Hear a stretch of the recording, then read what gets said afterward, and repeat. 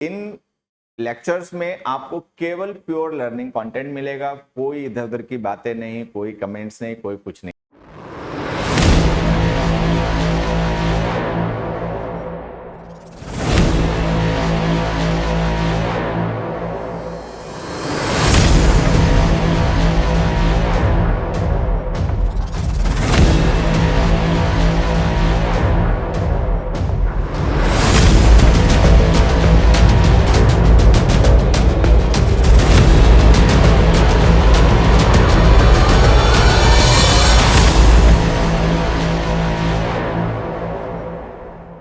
Hello dear learners, अगर आप SSC exam जैसे कि सीजीएल, सीपीओ, सीएचएसएल, एमटीएस की तैयारी कर रहे हैं और इंग्लिश में और अच्छी अपनी तैयारी करना चाहते हैं, बेहतर करना चाहते हैं इंग्लिश में अपने स्कोर को, उसके लिए आपको चिंता है।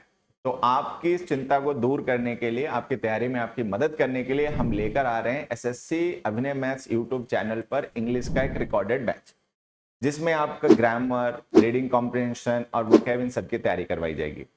अच्छी बात है कि इन लेक्चर्स में आपको केवल प्योर लर्निंग कंटेंट मिलेगा, कोई इधर उधर की बातें नहीं, कोई कमेंट्स नहीं, कोई कुछ नहीं, जिससे कि आपके टाइम का मैक्सिमम यूटिलाइजेशन हो और कम समय में आप फोकस के साथ में अच्छी तैयारी कर पाए, अच्छा सीख पाए, जिससे कि आपके सिलेक्शन का सपना इस बार ही पूरा हो।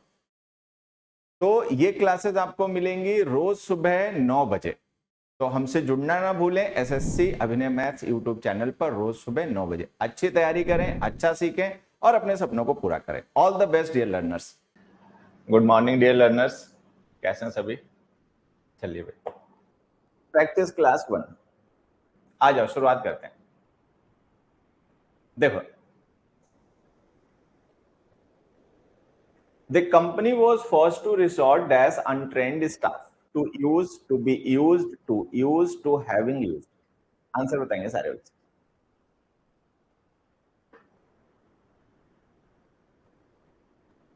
आप सबके साथ जल्दी से कमेंट करना है, जैसे ही क्वेश्चन दिखाई पड़ेगा वैसे ही कमेंट करना है। उसके बाद में एक्सप्लेन करना, उस क्वेश्चन से रिलेटेड क्या बात है आपको समझनी है, क्या ध्यान रखनी है, वो मैं आपको बताऊंगा, ठीक है? लेकिन आपको जैसे ही क्वेश्चन दिखाई पड़ेगा आपको तुरंत उसका आंसर बताना है। सारे बच्चे इस क्वेश्चन को पढ़ें, इसका आंसर बताएं और फिर जो मैं आपको समझाऊंगा उस पर सारे बच्चे ध्यान भी देंगे, जो जो समझाया जाएगा उस पर सभी ध्यान देंगे। चलो, क्वेश्चन पढ़ लिया सबने? पढ़ लिया? चलो आइए। अब देखो, ये जो क्वेश्चन हमारा बच्चे लिखा हुआ है ना, इसमें से ये जो है और ये जो है, ठीक है, एक काम करते हैं, इस तरीके से अटेम्प्ट ना करके ना इसको एक दूसरे तरीके से अटेम्प्ट करते हैं। हमने एक एग्जांपल लिखा, दे रिसॉर्टेड टू वायलेंस, ठीक है, दे रिसॉर्टेड टू वायलेंस। अब इस सेंटेंस को ध्यान से समझना, ये जो रिसॉर्ट वर्ड हमने लिखा ना बच्चे, ये वर्ब है, ये इंट्रांसिटिव वर्ब होते हैं। रिसॉर्ट टू समथिंग का मतलब होता है किसी चीज का आश्रय लेना, किसी चीज का सहारा लेना, ठीक। दे रिसॉर्टेड टू वायलेंस, तो उन्होंने, they resorted to what? To violence. तो ये जो वायलेंस वर्ड है ना, आप ध्यान से देखिए, नाउन है। अगर ये वर्ड नाउन है तो हमें पता है कि जो नाउन्स होते हैं वो सेंटेंस में सब्जेक्ट या ऑब्जेक्ट होते हैं। अब ये वायलेंस नाउन सब्जेक्ट तो होगा नहीं, क्योंकि सब्जेक्ट तो दे है। तो अगर ये वायलेंस नाउन जो है वो सब्जेक्ट नहीं है तो फिर है क्या? तो फिर ये ऑब्जेक्ट है। अच्छा, अब ये ऑब्जेक्ट किसका है? ये ऑब्जेक्ट है इस टू का। अगर ये इस टू का ऑब्जेक्ट है तो ये टू क्या हो गया? प्रेपोजिशन, ठीक है। ये टू है बच्चे, ये प्रेपोजिशन, और ये जो वायलेंस है इस टू प्रेपोजिशन का ऑब्जेक्ट है। अगर आपको ये बात थोड़ी सी भी समझ में आ गई कि हाँ भाई ये टू प्रेपोजिशन है, वायलेंस इसका ऑब्जेक्ट है और ये रिसॉर्ट वर्ब है, तो आपको ध्यान होना चाहिए कि रिसॉर्ट वर्ब इंट्रांसिटिव है, तभी इसके साथ में टू प्रेपोजिशन यूज है। रिसॉर्ट वर्ब बच्चे इंट्रांसिटिव होती है और इसके साथ हम टू जो यूज करते हैं ना वो प्रेपोजिशन होता है। अब इसके साथ में हमें कोई भी प्रेपोजिशन हो उसके बाद में हमें उसका ऑब्जेक्ट लिखना पड़ता है। तो यहाँ पर हमने जो वायलेंस नाउन है उसका ऑब्जेक्ट बना के लिखा। अब ध्यान देना कि जब हम टू को एज अ प्रेपोजिशन यूज करते हैं तो इसके बाद हमेशा हमें इसका ऑब्जेक्ट लिखना पड़ता है।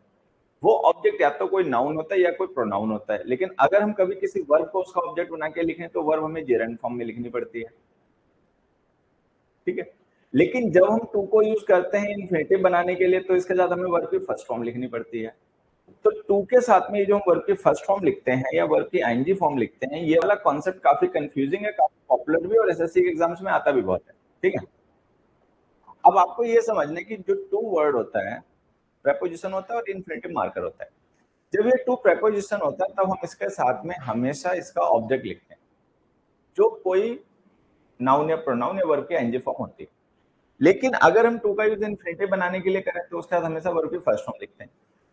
अब यहाँ पे जो रिसॉर्ट के साथ हमने टू, इसके बाद ध्यान से देखो, हमने वर्ब की फर्स्ट फॉर्म नहीं लिखी, नाउन लिखा वायलेंस। तो अगर हमने यहाँ पे नाउन वायलेंस लिखा तो इसका मतलब टू प्रेपोजिशन है। तो रिसॉर्ट के साथ जो हम टू लिखते हैं ना बच्चे, वो प्रेपोजिशन होता है। अगर वो टू प्रेपोजिशन है तो उसके बाद हमेशा हमें उसका ऑब्जेक्ट लिखना पड़ेगा, जो कोई नाउन या प्रोनाउन होगा, या वर्ब अगर हम लिखेंगे ऑब्जेक्ट बना के टू के साथ तो वो आईएनजी फॉर्म में लिखनी पड़ेगी। ये जो रिसॉर्ट हमने लिखा ना बच्चे वर्ड, ध्यान से देखो, ये वर्ब है नॉन फाइनाइट फॉर्म में। इसके साथ यहाँ पर आपको to as a preposition use करना पड़ेगा। अब जब टू को आप एज अ प्रेपोजिशन यूज करोगे तो उसके बाद वर्ब जेरेंट फॉर्म में लिखनी पड़ेगी। ये जो बी यूज है ना, ये जेरेंट फॉर्म नहीं है, ये गलत है। ये जो यूज है ये भी जेरेंट फॉर्म नहीं है, ये गलत है। ठीक है, ये भी जेरेंट फॉर्म नहीं है, ये गलत है। ये पार्टिसिपल है, हैविंग प्लस वर्ब के थर्ड फॉर्म पार्टिसिपल होता है। ये रहा आंसर। तो हमारा आंसर है the company was forced to resort to using untrained staff. वो जो कंपनी थी वो मजबूर थी, किस लिए मजबूर थी? अनट्रेन्ड स्टाफ को यूज करने के लिए। उनके पास ट्रेंड स्टाफ की कमी होगी, तो इसलिए उनको मजबूर होकर सहारा लेना पड़ा अनट्रेंड स्टाफ का, अनट्रेंड स्टाफ को काम देना पड़ा। तो जो रिसोर्ट के साथ हम टू लिखते हैं, प्रेपोजिशन होता है, अगर इसके बाद कभी वर्ब लिखनी पड़े तो जेरेंट फॉर्म में लिखना। अब आपको थोड़ा थोड़ा समझ में आया होगा कि ये यूज बिल्कुल वैसे ही है जैसे हम लुक फॉरवर्ड टू लिखते हैं, तो उसमें जो टू होता है ये भी प्रेपोजिशन होता है। वर्ब अगर हमें इसके बाद लिखनी पड़ती है तो हम जेरेंट फॉर्म में लिखते हैं, याद है।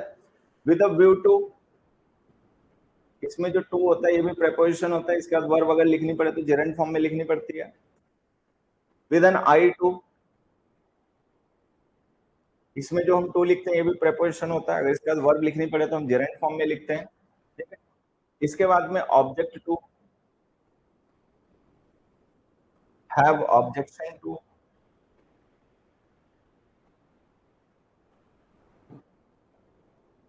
ठीक है, have objection to, be opposed to,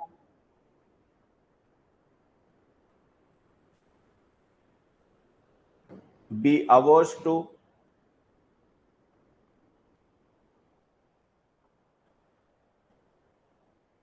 be committed to, ये सारे ध्यान रखने तुम्हें। Be committed to,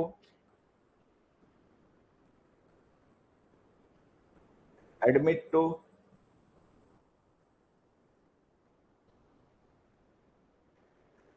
addicted to,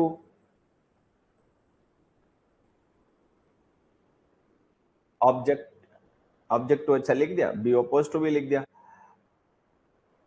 addicted to, be used to, accustomed to, etcetera. तो ये जो आपने कभी फ्रेजेस पढ़ी होंगी फाइनाइट वर्ब्स में, वैसे पढ़ी होंगी, ठीक है।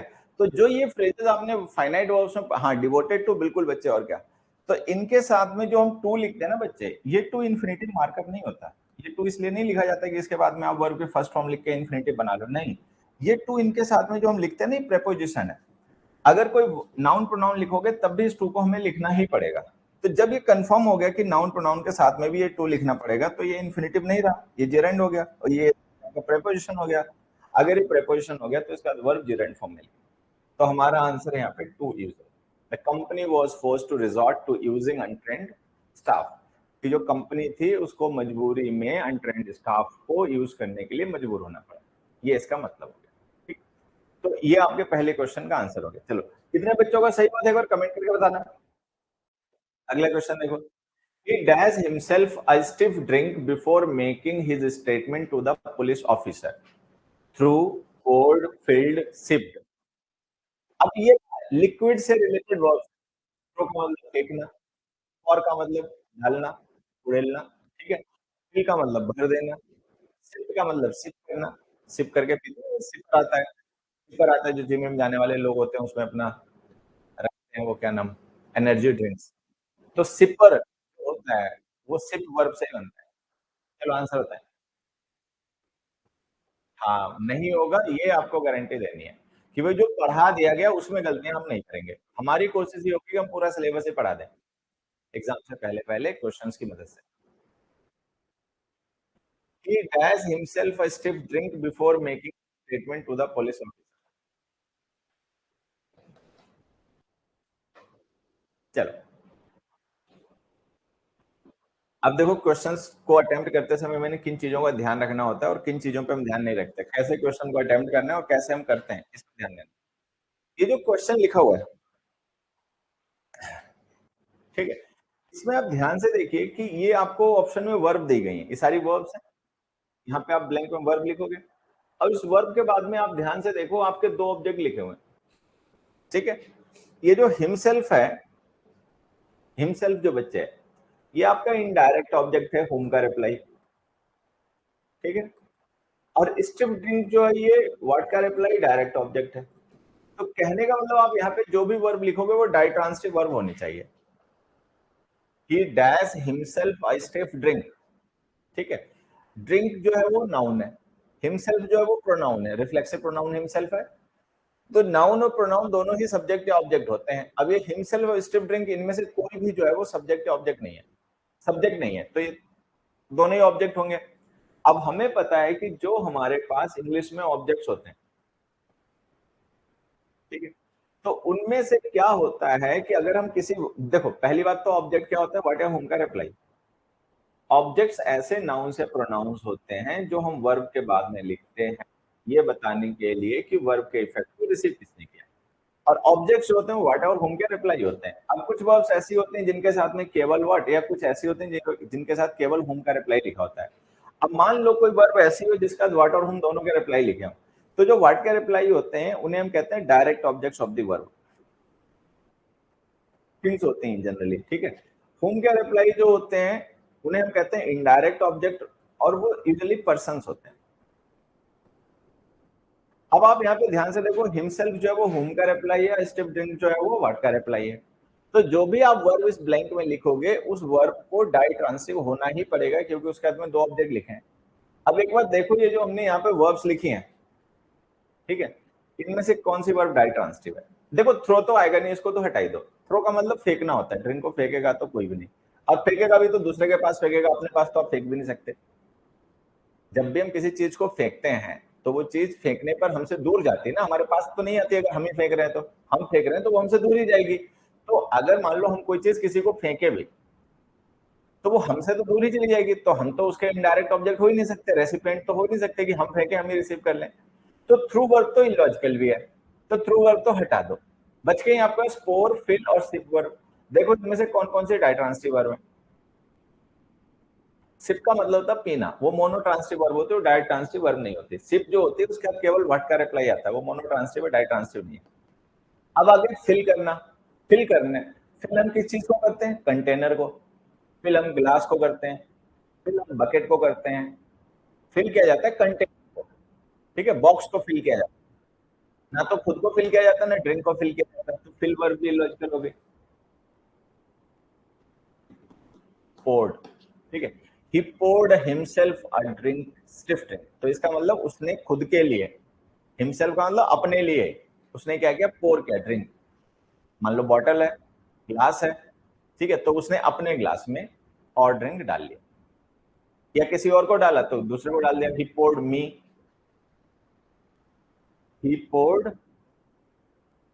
me a stiff drink, उसने मेरे ग्लास में डाल दिया तो मी ऑब्जेक्ट हो गया, ठीक, लेकिन उसने अपने ग्लास में डाला तो हिमसेल्फ हो गया। तो आंसर है इसमें पोर्ड, बी ऑप्शन।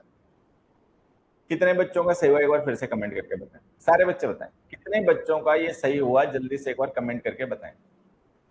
अगले क्वेश्चन पे आ जाएं सभी लोग। नेक्स्ट क्वेश्चन देखिए, it was his dash that led him to penury. Penury का मतलब होता है विपन्नता, गरीबी, डेस्टिट्यूट, बर्बादी, विपन्नता। चलो, अब किस चीज की वजह से कोई पर्सन है वो गरीब हो गया होगा, गरीबी की तरफ उसे क्या चीज लेकर गई होगी। फ्लैम्बॉयंस, ठीक है, एरोगेंस, एक्स्ट्रावेगेंस, एबुलियंस। देखो फ्लैम्बॉयंट जो पर्सन होता है, ठीक है, तेज तर्रार, ठीक है, उसको फ्लैम्बॉयंट कहा जाता है। तो उससे तो गरीबी आएगी, ये तो इलॉजिकल बात है, ये हटा देते हैं, ठीक है। फिर आगे एबुलियंट, एबुलियंट का मतलब चीयरफुल, जॉवियल, मस्त, प्रसन्न, खुशहाल व्यक्ति। तो उससे गरीबी क्यों आएगी, ये भी लॉजिकल है, तो ये भी गलत हो गया, ठीक है। अब बच गया एरोगेंस और एक्स्ट्रावेगेंस। एरोगेंस का मतलब घमंड, कंसीट, ठीक है, और एक्स्ट्रावेगेंस का मतलब फिजूल खर्ची। अब एक चीज बताओ, गरीबी का कारण कौन सी चीज बनेगी, फिजूल खर्ची, एक्स्ट्रावेगेंस, ये रहा। अब इसके बाद भी कुछ बच्चों ने इधर उधर का बता दिया। एरोगेंस सोचो सही, ये जो वर्ड है होता है क्या है, मैं भी बता रहा हूँ आपको धीरे। मैं जानता हूँ ये चीज एक दो दिन में नहीं हो जाएगी, एक दो हफ्ते में नहीं हो जाएगी, बट हमारे पास महीनों का टाइम है, वी हैव गॉट मंथ्स, ठीक है।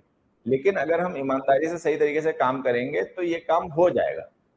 ऐसा भी नहीं आसान है, ठीक है, लेकिन ऐसा भी है कि ये नहीं होगा, पहले दिन नहीं हो, आज तो पहली क्लास ही है, ठीक है। अभी हफ्ते दो हफ्ते जब क्लासेस हो जाएंगे तो धीरे धीरे ये अप्रोच आपको डेवलप करनी पड़ेगी।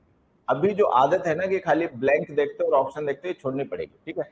ये जैसे हमने यहाँ पे ब्लैंक देखा और ये चार हमने ऑप्शन देखे, बस हम खो गए। हमने ब्लैंक और ऑप्शन बस इतने तक फोकस रखा, इसके आगे नहीं गए, नहीं, ये आदत छोड़नी पड़ेगी। उस पूरा सेंटेंस पढ़ो लास्ट तक, देखो यहाँ पे क्या वर्ड लिखा हो, पेनुरी, और मैंने इसका मीनिंग भी तुम्हें बताया, डेस्टिट्यूट, गरीबी। तो अब देखो इनमें से कौन सी चीज है वो कॉज ऑफ डेस्टिट्यूट होगी, ठीक है। Which of these things will cause penury, इनमें से कौन सी चीज है जो कॉज ऑफ पेनुरी है, कॉज ऑफ पॉवर्टी है। अपना थोड़ा सा लॉजिक लगा हुआ समझ में आ जाएगा, एक्स्ट्रावेगेंस, फिजूल खर्ची। तो सी ऑप्शन आंसर हो गया। नेक्स्ट देखो, the statue was so dash that people stared at it in horror. अब हमने कहा स्टैचू जो था वो इतना ज्यादा था, सो जो है वो एडवर्ब ऑफ डिग्री है। अब ये जिस एडजेक्टिव को डिस्क्राइब करने के लिए लिखा गया है वो एडजेक्टिव हमें ऑप्शन में दे दिया गया, मतलब वो एडजेक्टिव मिसिंग है। तो हमने कहा the statue was so, statue था इतना ज्यादा, अब क्या था इतना ज्यादा वो हमें बताना है। उसका रिजल्ट क्या है वो आगे लिखा हुआ है, that people stared in horror, कि लोग उसको भय से देखते थे। हॉरर मतलब जो उसको देखते थे हॉरिफाइड हो जाते थे लोग, भय से उसको देखते थे। तो कैसा रहा होगा स्टैचू, हमें बताना है। ग्रोटेस्क, एक्सक्यूसाइट, कम्बरसम, बीटिफिक, क्या रहा होगा जल्दी से बताओ। सारे बच्चे इस क्वेश्चन का आंसर करें कि भाई वो क्या रहा होगा जल्दी से।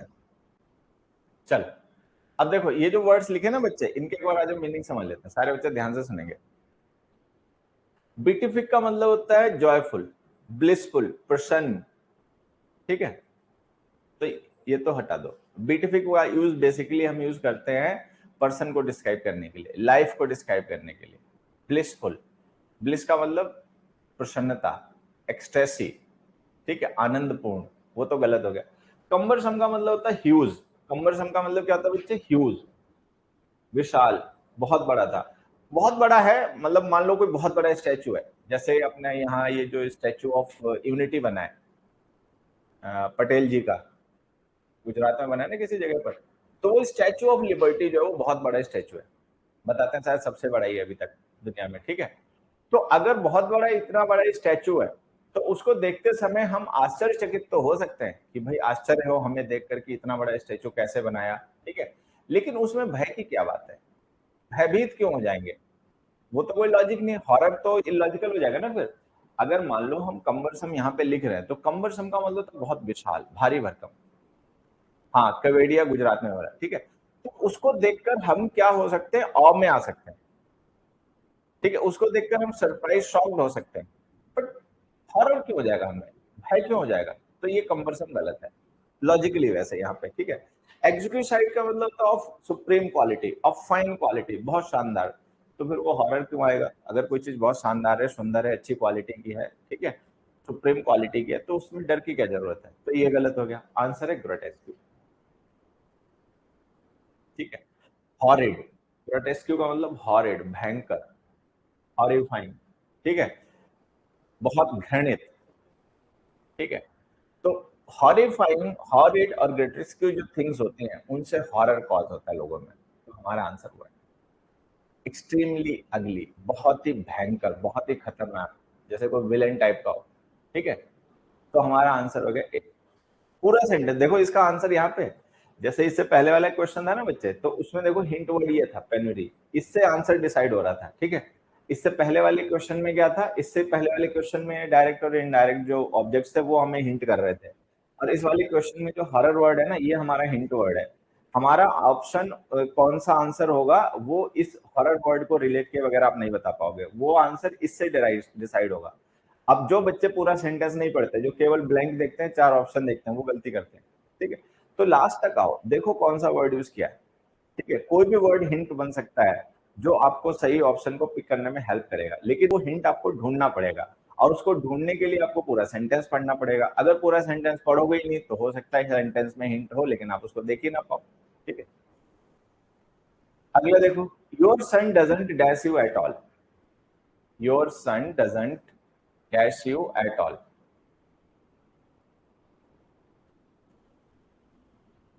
आंसर बताएं सभी लोग। Your son does not dash you at all. अब देखिए, हमें यहाँ पे कुछ फ्रेजल वर्ब्स दे दिए गए, अब हमें इन फ्रेजल वर्ब्स में से कौन सा फ्रेजल वर्ब आंसर है ये बताना है। तो जैसे मैं आंसर दे दिया, take in, take after, take on, take over, ठीक। तो टेक इन का मतलब होता है टू डिसीव बच्चे, और बेसिकली हम इस वर्ब को ना पैसिव वॉइस में यूज करते हैं। अभी मैं एक ओरल एग्जांपल आपको बता दूंगा। टेक आफ्टर का मतलब होता है टू रिजेंबल, ठीक है। टेक ऑन का मतलब होता है to face as an opponent,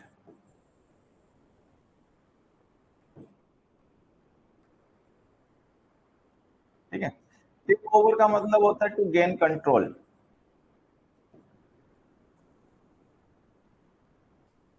of something. ये हमारे इन फ्रेजल वर्ब्स के मीनिंग होते हैं, ठीक है। टेक इन का मतलब धोखा देना।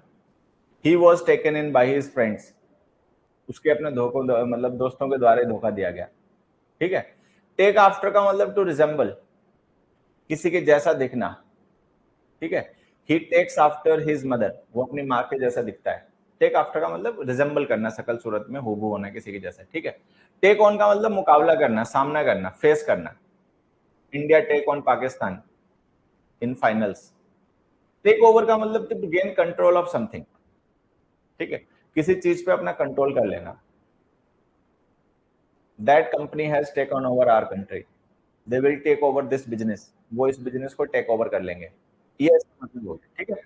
अब यहाँ पर देखो, आपको बताना है आंसर, तो यहाँ पे लिखा your son doesn't dash you at all. अब हम क्या लिखे इनमें से, ठीक है, कि तुम्हारा सन बिल्कुल भी तुम्हें धोखा नहीं देता, या हम लिखेंगे तुम्हारा बेटा तुमसे बिल्कुल भी मुकाबला नहीं करता, ठीक है। तो हमें पता है कि ये लॉजिकल हो जाएगा, टेक आफ्टर।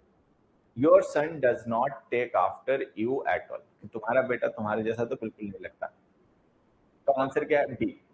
ध्यान रखेंगे, कोशिश ये कि जो पढ़ा दिया गया उसमें हमें गलती नहीं करनी। पढ़ा हम सब देंगे, कवर हम सब कर लेंगे, सिलेबस पूरा क्लास में, बहुत क्लासेस होंगी अभी, ठीक है, लेकिन उसका रिवीजन करना और जो पढ़ा दिया गया उसमें गलती नहीं करना, ये जिम्मेदारी तुम्हारी है, ठीक। अगले पे आ जाओ। You must be either regular with your studies और study for longer period before the examination. चलो आंसर होगा, you must be either regular with your studies or study for longer period before the examination। इस question का answer correction वाला बताना है, ABCD part नहीं बताना है बच्चे, कई बार एबीसीडी पार्ट बताते रहते हैं, आपको एबीसीडी पार्ट नहीं बताना है बच्चे, आपको इसका करेक्शन बताना है कि इसका करेक्शन क्या होगा। सभी लोग कोशिश करें। अब जरा इस सेंटेंस को आ जाओ समझना, मेरे तरफ से जैसे मैं समझा रहा हूं वैसे समझना। इस सेंटेंस में यू सब्जेक्ट हो गया, मस्ट मॉडल वर्ब हो गई, मतलब हेल्पिंग वर्ब हो गई, ये लिख दो, ठीक। ये हेल्पिंग वर्ब हो गई, बी मेन वर्ब हो गई, रेगुलर विद योर स्टडीज ये कॉम्प्लीमेंट हो गया, बी लिंकिंग वर्ब है ना, ये उसका कॉम्प्लीमेंट हो गया, ठीक है। फिर और कंजंक्शन हो गया, स्टडी वर्ब हो गई, स्टडी हो गई वर्ब टू, बी हो गए वर्ब वन, ठीक है। और study for longer periods before the examination, ये उसकी अपनी प्रेपोजिशनल फ्रेजेस हो गए, ये पूरी प्रेपोजिशनल फ्रेजेस हो गए, पूरा मॉडिफायर हो गया स्टडी वर्ब का। दो प्रेपोजिशनल फ्रेजेस हैं, दोनों मॉडिफायर हैं। अब यहाँ पर आप देखोगे कि हमने आइदर और correlative pair of conjunction use किया। अब हमें पता है कि जो हम आइदर और, ठीक है, neither nor, not only but also,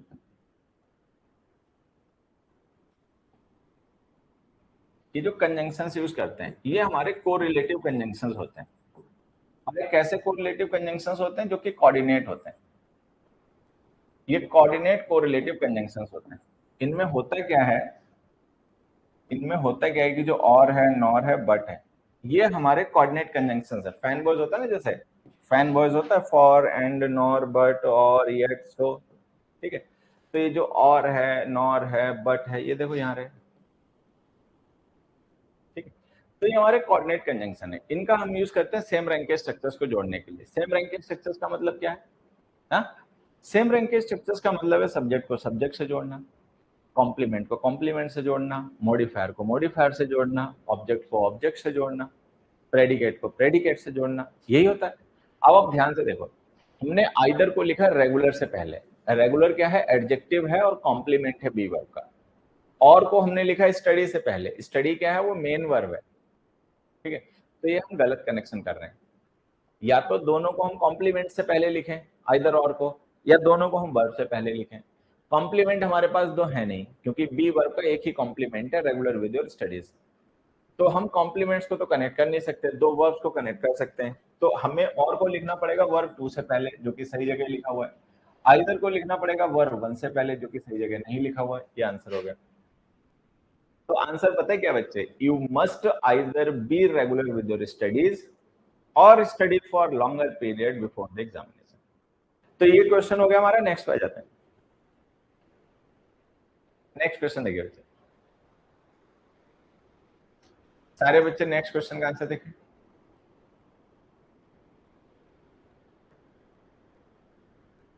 answer बताएं सभी लोग।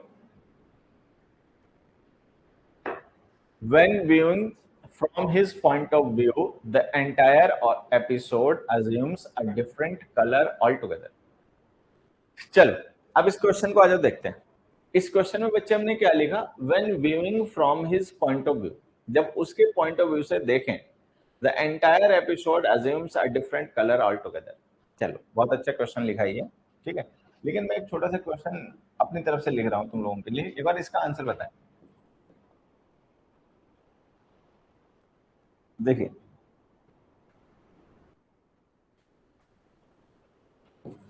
writing in English,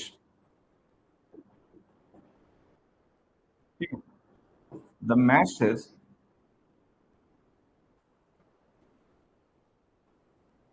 could not be read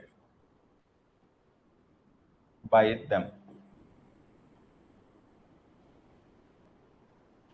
ठीक है। दूसरा,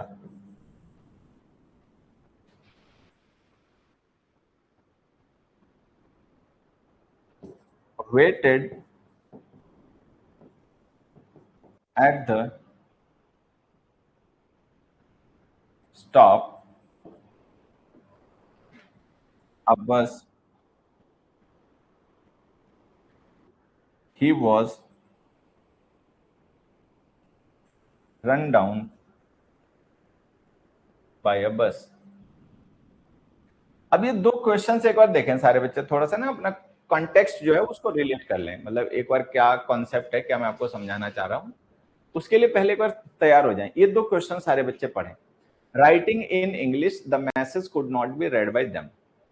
Waited at the stop, he was run down by a bus। ये दोनों सेंटेंस पढ़ लिया। अब देखिए ध्यान से, ये हमारा मेन स्टेटमेंट है, ये हमारा मेन स्टेटमेंट है, ठीक है। ये है हमारा मेन स्टेटमेंट। मेन मैं नहीं लिख रहा हूं, केवल स्टेटमेंट लिख रहा हूं, वैसे समझ जाना। स्टेटमेंट का मतलब किसी ने कुछ बताया। क्या बताया? He was run down by a bus, एक बस के द्वारा उसे टक्कर मार दी गई, ठीक है। The message couldn't B red by them, उसके द्वारा मैसेज नहीं पढ़ा जा सका, ठीक है। ये हमारे स्टेटमेंट्स हैं। अब इन स्टेटमेंट्स के साथ में ना हमने एक पार्टिसिपल फ्रेज लिखी है। राइटिंग इन इंग्लिश, ये पार्टिसिपल फ्रेज है। इसमें हमने वर्ब की आईएनजी फॉर्म को एज अ पार्टिसिपल यूज किया है, जो कि प्रेजेंट पार्टिसिपल है। यहां पर हमने वेटेड, जो कि वर्ब की थर्ड फॉर्म में उसको एज अ पार्टिसिपल यूज किया है, ये पास्ट पार्टिसिपल है, पार्टिसिपल फ्रेज। ठीक है, ये हो गया। अब ध्यान से देखिए, जो पार्टिसिपल्स होते हैं, चाहे प्रेजेंट पार्टिसिपल हो चाहे कोई भी पार्टिसिपल हो, ये एडजेक्टिव्स होते हैं। ये हमेशा हम किसी नाउन या प्रोनाउन को डिस्क्राइब करने के लिए यूज करते हैं। पार्टिसिपल्स वर्ब की आईएनजी फॉर्म्स या थर्ड फॉर्म एडजेक्टिव काम करती हैं। अब ये पार्टिसिपल हमने किसके लिए यूज किया है? अपने स्टेटमेंट के सब्जेक्ट मैसेज के लिए। ये पार्टिसिपल हमने किसके लिए यूज किया? अपने मेन स्टेटमेंट के सब्जेक्ट ही के लिए। ठीक है, तो द मैसेज और ही हमारे सब्जेक्ट्स हैं, इनके लिए हमने पार्टिसिपल यूज किया। अब मुझे लगता है कि तुम में से सारे बच्चे ये बात जानते होंगे कि ये जो पार्टिसिपल्स हम यूज करते हैं, इनमें से जो प्रेजेंट पार्टिसिपल होता है,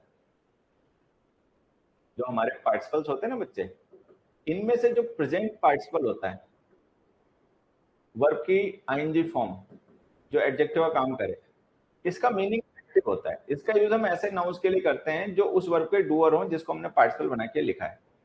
और जो पास्ट पार्टिसिपल होते हैं, वर्ब की थर्ड फॉर्म जो एडजेक्टिव का काम करती हैं, ठीक है, उनका मीनिंग पैसिव होता है। उनका यूज हम उन नाउन्स के लिए करते हैं जिन्होंने वो काम ना किया हो, बल्कि किसी और ने किया हो। ठीक है, ये सबको पता ही होता है। अब आ जाओ यहाँ पर, ये जो राइटिंग इन इंग्लिश हमने लिखा है, तो मैसेज ने तो इंग्लिश में नहीं लिखा होगा, मैसेज को इंग्लिश में लिखा गया होगा, तो यहाँ पे हमें पास्ट पार्टिसिपल यूज करना चाहिए, written in English, past participle. Message ने नहीं लिखा इंग्लिश में, मैसेज को इंग्लिश में लिखा गया, तो पैसिव मीनिंग चाहिए, तो पास्ट पार्टिसिपल लिखो।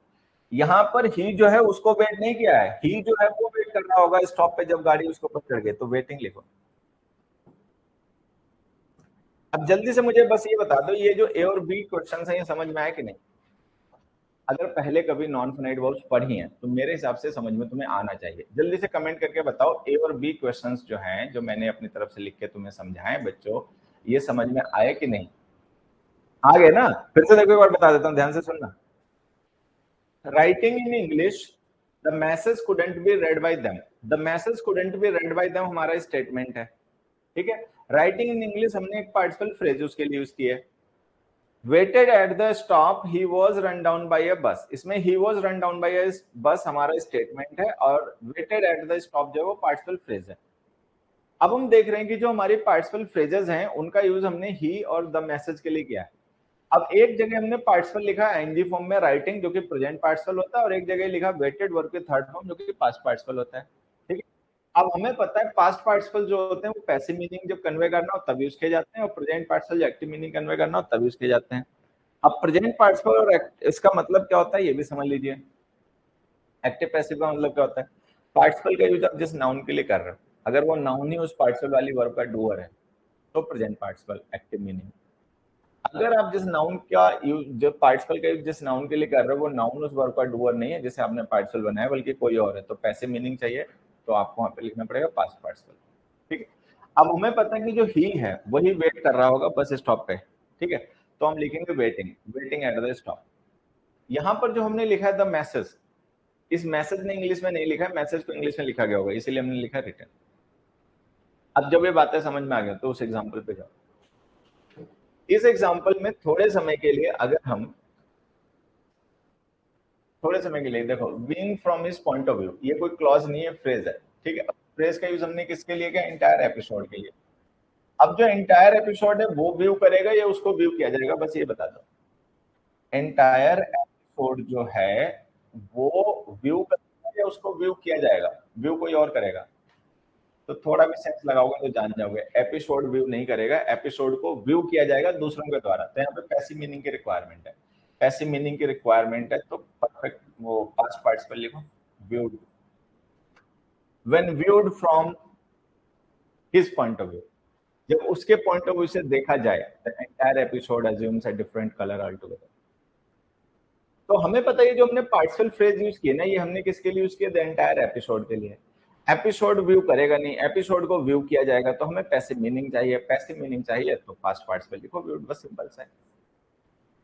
ठीक है, अगला क्वेश्चन, इसको सारे बच्चे कमेंट करके बताएं। On many occasions we did help the poor people by way of giving them food to eat and clothes to put। ये बहुत अच्छा क्वेश्चन है। अब देखो इसमें है क्या कहानी, कुछ बच्चों के मैं कमेंट्स देखकर जान पा रहा हूँ कि उन्होंने आंसर भी समझ लिया कि इस क्वेश्चन का आंसर क्या है, कुछ को समझ में आ गया, कुछ है वो अपने इधर उधर तुक्का वगैरह मार रहे हैं। ठीक है, देखो मैंने एक क्वेश्चन लिखा, बच्चे सारे बच्चे देखेंगे, दे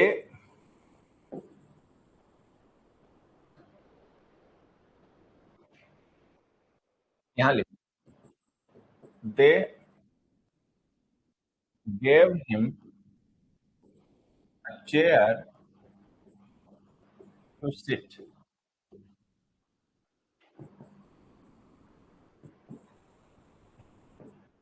They gave him a book to read.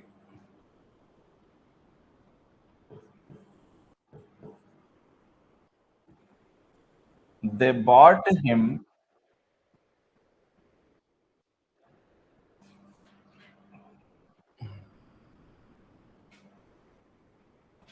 they bought him a phone to call.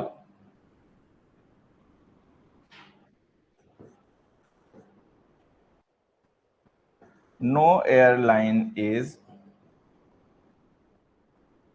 safe to travel.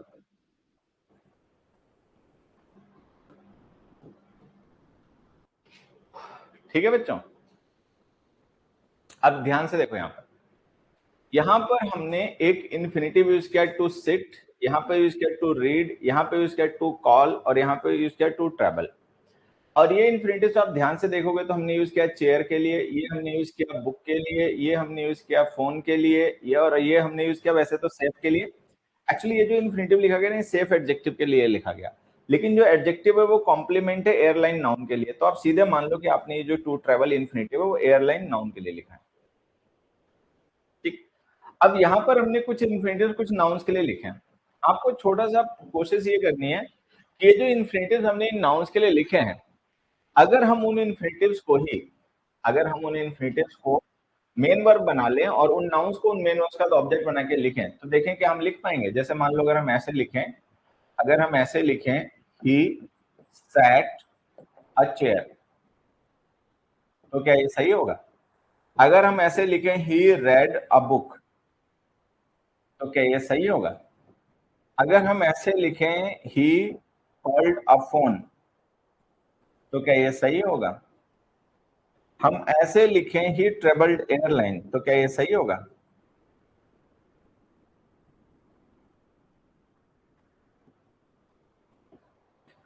तो आंसर है नहीं सही होगा। क्यों नहीं सही होगा? ट्रेवल वर्ब इंट्रांसिटिव होती है, एयरलाइन इसका ऑब्जेक्ट नहीं बन सकती, और दूसरा एयरलाइन मींस ऑफ ट्रांसपोर्टेशन होती है, तो उसका हमें प्रेपोजिशन लिखनी पड़ेगी by. He travelled by airline. Phone जो कॉल तो वर्ब ट्रांसिटिव होती है, लेकिन कॉल वर्ब का ऑब्जेक्ट वो पर्सन होगा जिसको कॉल किया है। फोन कॉल वर्ब का ऑब्जेक्ट नहीं हो सकता। फोन एक डिवाइस है जिसकी मदद से कॉल की जाती है, तो यहाँ पे प्रेपोजिशन लिखनी पड़ेगी विद। ठीक है, बुक जो है वो रीड वर्ब का ऑब्जेक्ट बन सकती है, ये सही है। रीड ट्रांसिटिव वर्ब होती है, और बुक जो है वो इस वर्ब का ऑब्जेक्ट भी बन सकती है, तो ये सही है। सेट वर्ब इन ट्रांसिटिव होती है, चेयर इसका ऑब्जेक्ट नहीं बन सकती, तो हमें प्रेपोजिशन लिखनी पड़ेगी, तो हमने लिख दिया इन। तो हम देख रहे हैं कि ये जो हमने एग्जांपल्स लिखे हैं, इनमें से इस एग्जांपल को अगर छोड़ दिया जाए, तो बाकी एग्जांपल्स में क्या है कि जो इन्फिनेटिव वाली वर्ब है और ये जो नाउन है, वो नाउन इस वर्ब का ऑब्जेक्ट नहीं बन सकता, तो रिलेट करने के लिए प्रेपोजिशन की जरूरत पड़ेगी। सिट इन अ चेयर, तो इन लिखो। ठीक है, कॉल विद अ फोन, तो विद लिखो। ट्रेवल बाई एयरलाइन, तो बाई लिखो। तो यहाँ पर हमें प्रेपोजिशन लिखनी पड़े। तो अगर हम कभी इन्फिनेटिव का यूज किसी ऐसे नाउन के लिए करें कि जो उस इन्फिनेटिव फॉर्म में लिखे गए वर्ब का ऑब्जेक्ट नहीं बन सकता है, ठीक है, तो आप वहां पर प्रेपोजिशन लिखा करो। ठीक है, अब इस एग्जांपल में जाओ, यहाँ पे देखो हमने क्या लिखा, फूड टू ईट। अब टू ईट का यूज हमने किसके लिए किया? फूड के लिए किया। तो फूड जो है वो टू ईट वर्ब का ऑब्जेक्ट बन जाएगा। अच्छा, क्लॉज का यूज किसके लिए? टू पुट का यूज किसके लिए? क्लॉज के लिए किया। तो ये तो सही है, लेकिन गलत है, क्योंकि क्लॉज जो है वो पुट वर्ब के ऑब्जेक्ट नहीं बन सकते। पुट का मतलब रखना होता है, पुट का मतलब रखना होता है। तो पुट ऑन का मतलब पहनना होता है। तो हमें पता है कि जो पुट ऑन वर्ब होती है इसका मतलब होता है पहनना, टू वेयर। और हमें यहाँ पर इसी मीनिंग की रिक्वायरमेंट है, तो वो जो पुट ऑन की रिक्वायरमेंट है वो ऑन लिखो, ये आंसर है। फूड टू ईट, खाने के लिए खाना, क्लॉथ्स टू पुट ऑन, पहनने के लिए कपड़े। तो जब आप क्लॉथ्स को पुट वर्ब के साथ लिखेंगे तो वहां पे ऑन की जरूरत पड़ेगी, क्योंकि पुट ऑन का मतलब पहनना होता है, तब क्लॉथ्स रिलेट हो पाएंगे पुट वर्ब से। पुट ऑन क्लॉथ्स का मतलब कपड़े पहनना, तो वो जो ऑन प्रेपोजिशन है ना वो मिसिंग है, उसको लिखो। ये आपका आंसर हो गया। अच्छा, अब कुछ बच्चे यहाँ पर कह रहे थे कि हेल्प आएगा, बेवकूफ हो गया बच्चों, है बेवकूफ हो गए थे। ये डिड लिखा तुम्हें दिखाई नहीं पड़ रहा कि डिड के साथ में फर्स्ट फॉर्म आती, ये सबको पता होगा ना भाई, डू डिड के साथ फर्स्ट फॉर्म आती है। तो जब डिड यहाँ पे लिखा तो हेल्प कैसे लिख लोगे? हाँ बताओ कैसे लिख लोगे? डिड के साथ वर्ब की फर्स्ट फॉर्म ही आती है, वो सही लिखा बच्चे। आंसर ये जो मैंने आपको समझाया, on many occasions we did help. असल में होता क्या ना बच्चे, कि जो डू डज डिड होते हैं इनका यूज हम अफर्मेटिव सेंटेंसेस में भी कर लेते हैं जब हमें इम्फेसाइज करना उस एक्शन को।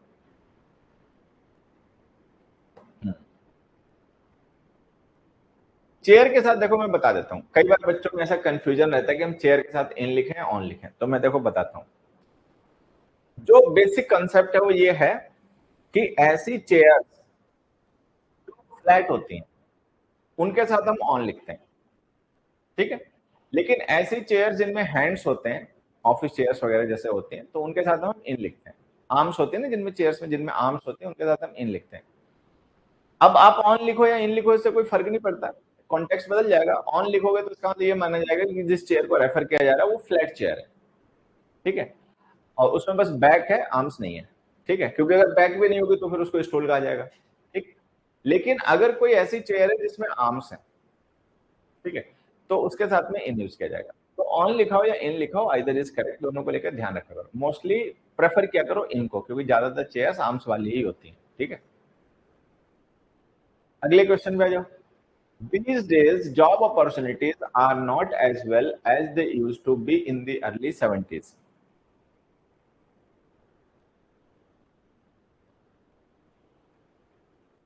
सारे बच्चे इस क्वेश्चन को देखें। These days, job opportunities are not as well as they used to be in the early 70s.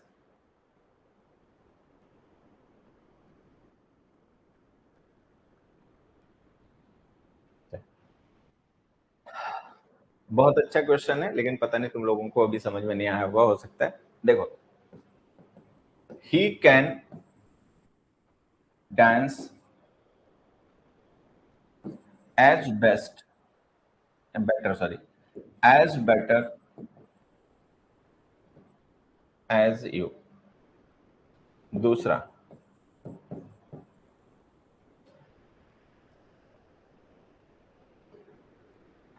he looks या he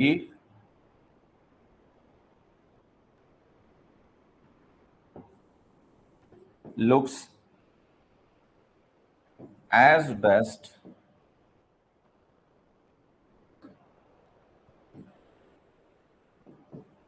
as you।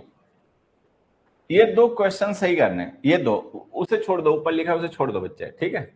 इन दोनों को सही करो, कॉन्सेप्ट रिवाइज हमें इन क्वेश्चंस की मदद से करना है। क्वेश्चन हमें जो कॉन्सेप्ट है उसका रिवीजन इन दोनों क्वेश्चन से करना है, फिर प्रैक्टिस उस पर करनी है। रिवीजन टू प्रैक्टिस है ना ये बैच, रिवीजन टू प्रैक्टिस मतलब रिवीजन भी होगी प्रैक्टिस भी होगी, ठीक है।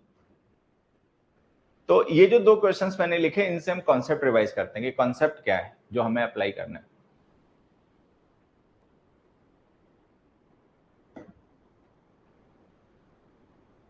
सभी लोग आंसर बताने की कोशिश करेंगे, सभी लोग आंसर बताने की कोशिश करेंगे।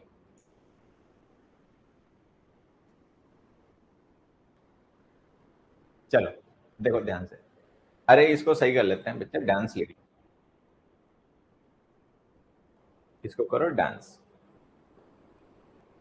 चलो अब देखो, एक दो छोटी छोटी बातें, एज, सो, टू, वेरी और एनफ, ये पांच वर्ड जो हमने लिखे ना ये एडवर्ब्स ऑफ डिग्री होते हैं, ये एडवर्ब्स ऑफ डिग्री हैं, और इनके साथ हमेशा पॉजिटिव डिग्रीज के एडजेक्टिव और पॉजिटिव डिग्री के एडवर्ब्स का यूज किया करो। मतलब इनके साथ हमेशा पॉजिटिव डिग्रीज का यूज किया करो, ये सबको ध्यान रखना है, पॉजिटिव डिग्रीज। अब हमें पता है ये जो हमने एज बेटर एज लिखा है और एज बेस्ट एज लिखा है, इनमें ये बेस्ट और बेटर जो है ना, ये पॉजिटिव डिग्री नहीं है, कंपेरेटिव है। अब देखो, गुड और वेल दोनों की कंपेरेटिव डिग्री बेटर होती है, और दोनों की सुपरलेटिव डिग्री बेस्ट होती है, ऐसा ही है ना।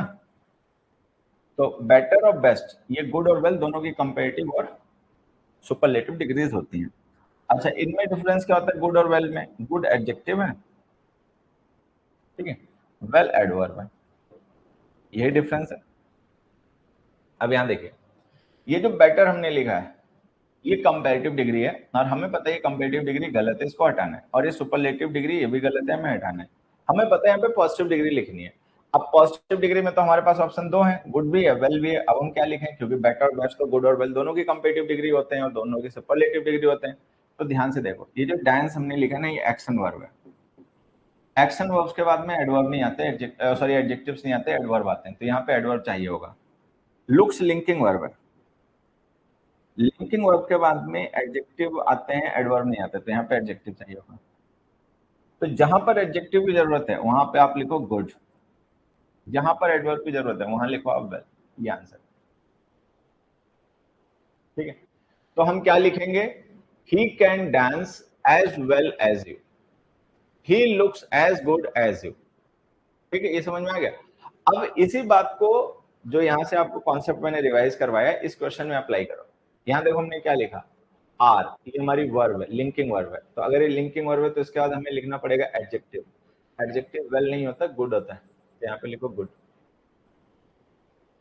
दीज डेज, आजकल, job opportunities are not as good as they use to be in the early 70s। Early 70s में जॉब अपॉर्चुनिटीज जितनी अच्छी हुआ करती थी, अब उतनी अच्छी जॉब अपॉर्चुनिटीज नहीं, ये हमारा आंसर है, ठीक है। तो ये आर लिंकिंग वर्ब है, लिंकिंग वर्ब के बाद में कॉम्प्लीमेंट्स आते हैं जो कि नाउन प्रोनाउन एडजेक्टिव होते हैं। वेल एडजेक्टिव होता नहीं है, वो एडवर्ब होता है, तो उसको हटा के हमने उसकी एडजेक्टिव फॉर्म लिख दी जो कि गुड होती है, ये हमारा आंसर है।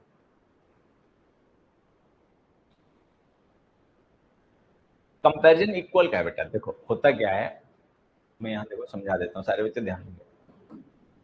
जो हमारी कंपैरेटिव डिग्रीज होती हैं, ठीक है, जो कंपैरेटिव डिग्रीज होती है ना, जैसे बेटर है, वर्स है, हायर, वाइजर है, ये कंपैरिजन एक्सप्रेस करते हैं लेस या मोर का।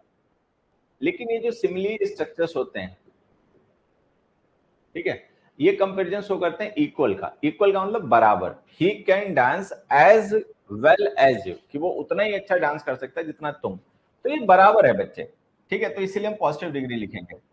ही लुक्स, वो दिखता है उतना ही अच्छा जितने तुम हो, तो ये इक्वल है, बराबर है, तो बराबर है, तो इसीलिए हम यहाँ पर पॉजिटिव डिग्री यूज करेंगे, ठीक है। अगले पेज,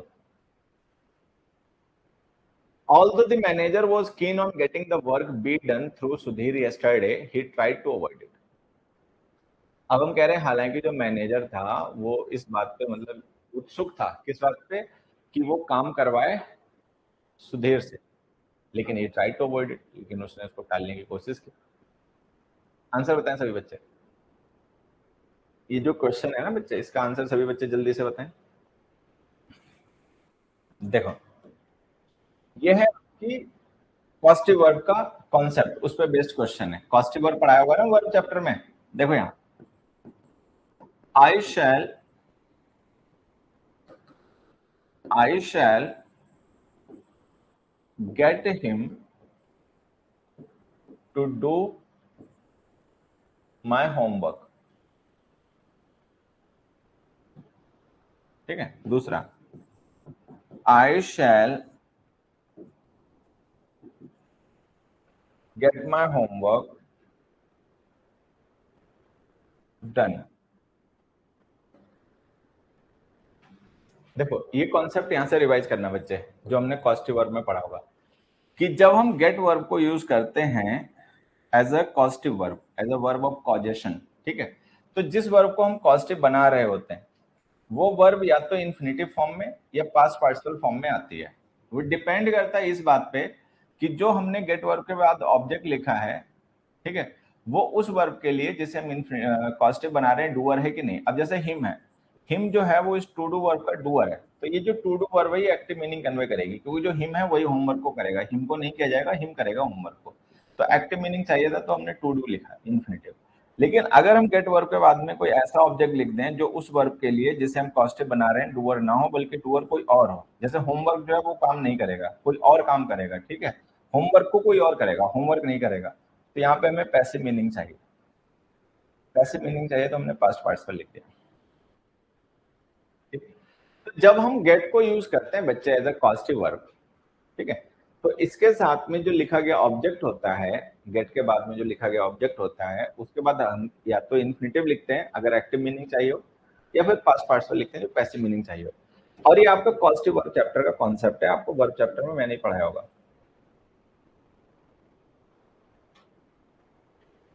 ठीक है। I shall get him to do my homework, मैं उससे अपना होमवर्क करवाऊंगा। I shall get my homework done, मैं अपना होमवर्क करवाऊंगा, किससे करवाऊंगा वो यहाँ पे मेंशन नहीं है। अब अगर ये बातें तुम्हें समझ में आ गई तो अब क्वेश्चन पे जाओ, यहाँ देखो क्या है, although the manager was keen on getting the work done. ये जो डन हमने लिखा है ना पास्ट पार्टिसिपल, इसका ऑलरेडी मीनिंग पैसिव है, इससे पहले बी लिखने की जरूरत नहीं, तो जो बी है ना बस ये हटा दो, was keen on getting the work done, true Sudhir, तो जो बी है उसको रिमूव कर दो, ठीक है। वो जो हम पास्ट पार्टिसिपल कॉस्टिव वर्ब के साथ लिखते हैं वो पैसिव मीनिंग ही वहां पे कन्वे कर रहा होता है। ये हमारा आंसर हो गया, पॉजिटिव वर्ब का कॉन्सेप्ट था, उसमें बेस्ट क्वेश्चन था। अगला देखो, on one occasion he persuaded me to accompany him on a shooting expedition he was planning।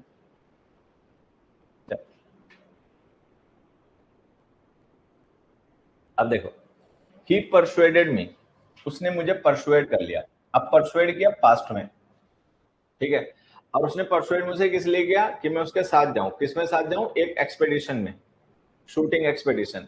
कौन सा शूटिंग एक्सपेडिशन, जो उसने पहले प्लान कर लिया होगा। परसुएड किया मुझे बाद में, लेकिन वो प्लानिंग हो गई होगी पहले, और मेन क्लॉज यहाँ पे देखो पास्ट में, अगर मेन क्लॉज पास्ट में तो सबऑर्डिनेट क्लॉज में प्रेजेंट परफेक्ट टेंस लिख नहीं पाओगे, ये गलत हो गया, ठीक है।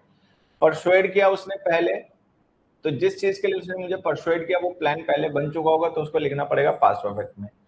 वो पास्ट परफेक्ट है नहीं, पास्ट कॉन्टिन्यूअस है, ये पास्ट इंडेफिनिट है, ये दोनों गलत, तो आंसर आई ये had plan. Past of past हो गया, तो पास्ट ऑफ पास्ट हो गया तो पास्ट परफेक्ट टेंस आ जाएगा, टेंस का कॉन्सेप्ट है पास्ट ऑफ पास्ट, ठीक है, तो पास्ट परफेक्ट टेंस यूज करना है। चलो ये आपका आंसर हो गया। नेक्स्ट पेज है बच्चों, we have not less than 1,000 students in our college.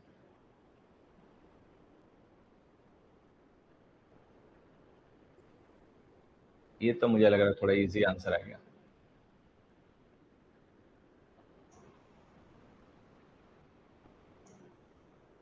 ये तो थोड़ा इजी क्वेश्चन आ गया, सारे बच्चे जल्दी से आंसर बताएं इसका।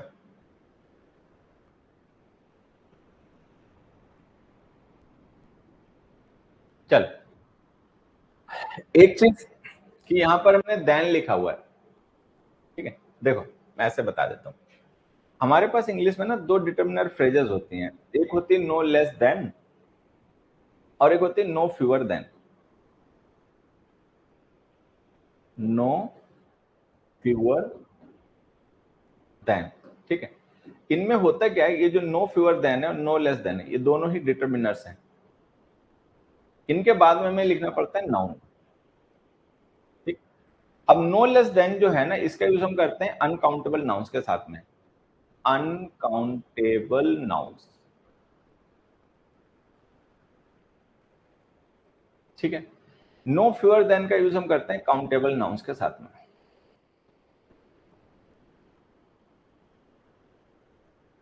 बस ये ध्यान रखना है। अब यहां पर आप देखो हमने क्या लिखा हुआ बच्चे, 1,000 स्टूडेंट्स, काउंटेबल नाउन्स, नंबर की बात हो रही है। 1,000 स्टूडेंट्स कैसे नाउन है, काउंटेबल, ठीक है। तो अगर एक काउंटेबल नाउन है तो लेस तो भूल ही जाओ, देन लिखा हुआ है तो कंपेटिव डिग्री लिखेंगे, फ्यू भूल जाओ, ठीक है। अब या तो हम लिखे नो फ्यूअर या हम लिखे नॉट फ्यूअर, ठीक है। अब चूंकि ये फ्यूअर देन के बाद जो हम लिखते हैं वो नाउन होता है, तो ये पूरी एक नाउन फ्रेज होती है। अब नाउन फ्रेज होती है तो उसका डिटर्मिनर आएगा, एडवर्ब आएगा नहीं, नॉट एडवर्ब होता है, ये गलत हो गया, ये आंसर हो गया। तो आंसर है no fewer than 1,000 students. No fewer than 1000 students का मतलब पता क्या हो गया, 1000 स्टूडेंट से कम नहीं, मतलब जो भी स्टूडेंट्स थे वो 1000 से ज्यादा ही थे, 1000 से कम नहीं थे।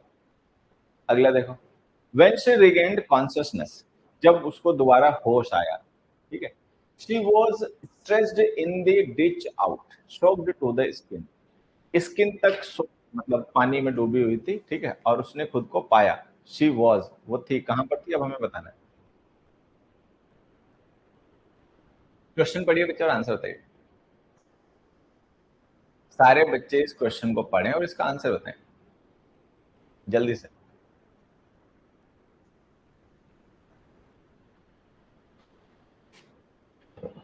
She was stressed in the ditch out, ठीक है, she was out in the ditch stressed, she was out stressed in the ditch, she was on the ditch out stressed, no improvement, हमें ये बताना है। अब देखो, इसमें एक वर्ड है बच्चे, आउट स्ट्रेस्ड। आउट स्ट्रेच का मतलब पूरा फैला हुआ पड़ा हुआ ना, कहीं पे कोई पर्सन है पूरा हाथ पैर पसारे पड़ा हुआ कहीं पे, तो उसको हम आउट स्ट्रेच कहेंगे। और ये जो आउट स्ट्रेच है ना, ध्यान से देखो, ये आपका एडजेक्टिव है जिसका यूज हमने शी के लिए किया है, और ये वॉज जो है ना, ये वर्ब है, लिंकिंग वर्ब है। अगर हमें इतनी सी बात पता हो कि ये आउट स्ट्रेच्ड है, ये एडजेक्टिव है, और ये इस लिंकिंग वर्ब के सब्जेक्ट सी को डिस्क्राइब करने के लिए लिखा गया। स्ट्रेच तो कोई वर्ड होता नहीं, स्ट्रेच का मतलब जिसको खींच दिया गया हो, ये तो गलत है, वो तो लॉजिकली गलत है। लिखना तो आउट स्ट्रेच ही पड़ेगा, तो जिसमें स्ट्रेच लिखा वो ऑप्शन ही गलत है, क्योंकि स्ट्रेच का मतलब होता है खींचा हुआ, ताना हुआ, जिसको तान दिया गया हो खींच कर। आउट स्ट्रेच का मतलब होता है जिसके हाथ पैर फैले हो पड़े हो, जैसे कोई डेड बॉडी वगैरह नहीं होती है, ये कोई पर्सन होता है बेहोश होकर गिर पड़ता है, तो हाथ पैर, क्योंकि वो बेहोश होता है तो वो समेट सकता नहीं हाथ पैर को, उसको होश ही नहीं, तो पहले पड़े होते हैं, तो उसी सिचुएशन को हम आउट स्ट्रेच कहते हैं। तो जो स्ट्रेच वाले ऑप्शन है, ये दोनों तो लॉजिकली गलत हैं, वो तो सही हो नहीं पाएंगे, क्योंकि स्ट्रेच का मतलब किसी चीज को तानना खींचना होता है, ठीक है। तो आउट स्ट्रेच ऑप्शन ही सही होगा। अब हमें ये देखना है कि आउट स्टेज को हम कहां लिखें, इन द डिच से पहले या ऑन द डिच के बाद में। तो पहली बात तो डिच का मतलब है एरिया, डिच का मतलब है कोई गड्ढा वगैरह, ठीक है, हल्का फुल्का गहरा। तो उसके बाद ऑन आएगा नहीं, ऑन आता है सरफेस के बाद में, उसके बाद में इन आएगा। तो एक तो इस वजह से सी ऑप्शन गलत हो गया। अच्छा, दूसरी चीज देखो क्या होती है, आउट स्टेज जो है ये एडजेक्टिव है, और ये एडजेक्टिव हमने यूज करना है वॉज लिंकिंग वर्ब के बाद में एज अ कॉम्प्लीमेंट। जो भी सब्जेक्ट के कॉम्प्लीमेंट्स होते हैं वो लिंकिंग वर्ब के तुरंत बाद लिखे जाते हैं, लिंकिंग वर्ब और कॉम्प्लीमेंट के बीच में कोई वर्ड नहीं यूज होते। तो जब हमें ये पता है कि आउट स्टेज ये एडजेक्टिव है और यहाँ पे शी का कॉम्प्लीमेंट है, तो लिंकिंग वर्ब के तुरंत बाद में हम एडजेक्टिव लिखेंगे, ना कि कोई एडवर्ब फ्रेज। तो ये ऑप्शन गलत और ये ऑप्शन सही। अब देखो, आंसर पे ज्यादा फोकस मत करना बच्चों। बहुत सा बच्चा होता है ना, वो क्वेश्चन का आंसर जान के ना खुश हो जाता है। हमें क्वेश्चन का आंसर जान के कुछ नहीं होना है, हमें ये जो बातें बोली गई हैं उन पे ज्यादा ध्यान देना है। क्या बोला गया कि स्ट्रेस और आउट स्ट्रेस में डिफरेंस क्या है, ये ध्यान रखने वाली बातें, जब अपने नोट्स बनाओगे ना तो उसमें ये बातें आपको लिखनी है कि आज की क्लास में हमने ये पॉइंट्स नए नए सीखे हैं, इसी से अप्रोच डेवलप होगी। प्रैक्टिस बैच क्वेश्चन के आंसर बताने के लिए नहीं है, ठीक है। ये क्वेश्चन हो गया, अगले पे आ जाओ। Too little is known by this time about possible side effects of the drug. Presently, beforehand, in the end, no improvement. चलो आंसर बताओ। सभी लोग इन क्वेश्चंस का आंसर बताने की कोशिश करेंगे। देखो, यहाँ पे एक चीज समझना, ये जो वर्ड्स बच्चे हमें ऑप्शन में दिए गए ना, इनमें से पहला वर्ड है प्रेजेंटली। प्रेजेंटली का मतलब होता है शॉर्टली, इसका मतलब होता है सून, और इसका यूज ना हम फ्यूचर रेफरेंस में करते हैं, इसका यूज हम फ्यूचर के रेफरेंस में करते हैं। I will be back soon, I will be back shortly, ठीक है। तो शॉर्टली, प्रेजेंटली, सून, इनका यूज फ्यूचर रेफरेंस में किया जाता है। ध्यान से देखो, यहाँ पे हमने प्रेजेंट टेंस लिख रखा है, ठीक है। तो अगर हमने प्रेजेंट टेंस लिख रखा है तो ये तो ऑप्शन आपका गया गया, इसको तो हटा ही दो, ठीक है। इन दी एंड जो होता है वो टाइम को रेफर करता है। इन दी एंड या तो पास्ट को रेफर करेगा या फ्यूचर को रेफर करेगा, लेकिन यहाँ पे जो लिखा हुआ है इज है, प्रेजेंट टेंस है, तो इन दी एंड भी गलत हो गया। बिफोर हैंड का मतलब कुछ ऐसा जिसका हमें पहले से ही कुछ जानकारी हो, ठीक है, पहले से कोई एक्सपीरियंस हो, वो भी गलत हो जाएगा। तो बाय दिस टाइम जो हमने लिखा है ना वो एकदम सही है। अब देखो, जो बच्चे समझ गए ठीक है, जो नहीं समझ पाए मैं बता देता हूँ। होता क्या है कि इंग्लिश में ना दो एडवर्ब ऑफ टाइम होते हैं बच्चे, एक नाउ होता है और एक देन होता है। नाउ का मतलब होता है दिस टाइम, ठीक है। देन का मतलब होता है दैट टाइम। नाउ का यूज हम करते हैं प्रेजेंट टेंस में, ठीक है। देन का यूज हम करते हैं पास्ट या फ्यूचर टेंस में, इसका हम यूज करते हैं पास्ट में या फ्यूचर में, ठीक। ये जो बाय दिस टाइम हमने लिखा है ना, ये हमने इनडायरेक्टली बाय नाउ लिखा हुआ है। बाय नाउ का मतलब अब तक। तो ये जो प्रेजेंट टेंस यूज किया गया ना, एकदम सही है, मतलब वो इसी के साथ सही होगा, बाकी किसी के साथ नहीं, तो नो इम्प्रूवमेंट है। Too little is known by now, अब तक बहुत कम पता है, बाद में पता चल जाएगा वो एक अलग बात है, बट अभी तक बहुत कम पता है, तो नो इम्प्रूवमेंट आंसर होगा। अगला देखो, if you want to save your money, if you want to save money you must get rid of shopping, ठीक है। You must get rid of shopping. अब हम कह रहे हैं कि अगर पैसे बचाने हैं तो शॉपिंग की आदत छोड़ो। गेट रिड ऑफ का मतलब क्या होता है? टू डिस्कार्ड समथिंग, किसी चीज को हटा देना, फेंक देना, उसका यूज बंद कर देना, ठीक है। तो शॉपिंग कोई ऐसी चीज नहीं जिसका आप यूज करना बंद कर दोगे, वो कोई टूल या कोई इंस्ट्रूमेंट नहीं है, तो गेट रिड का यूज शॉपिंग के साथ तो गलत है। सारे बच्चे ध्यान रखेंगे कि गेट रिड ऑफ का मतलब क्या होता है। गेट रिड ऑफ का मतलब होता है to dispose of, dispose of कर देना किसी चीज को, डिस्कार्ड कर देना किसी चीज को, पुट असाइड कर देना किसी चीज को, ठीक है, ये होता है, ठीक है। तो वो तो ऑप्शन गलत हो गया, हटा दो। चलो, अब get on with, get on with का मतलब होता है to be friendly with, get on with का मतलब तरक्की करना, गेट अलोंग विद का मतलब फ्रेंडली होना होता है, और इसका मतलब होता है तरक्की करना, टू मेक प्रोग्रेस।